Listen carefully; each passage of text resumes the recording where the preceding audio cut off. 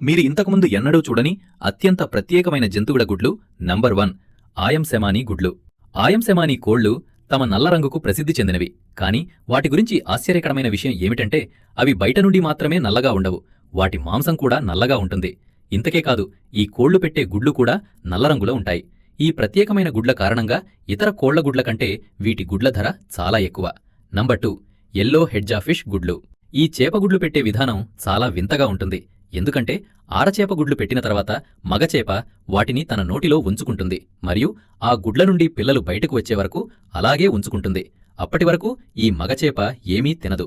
Number 3 టినామౌ గుడ్లు. టినామౌ అనే ఈ పక్షి దక్షిణ అమెరికాలో కనిపిస్తుంది. ఇది చాలా అరుదైనది.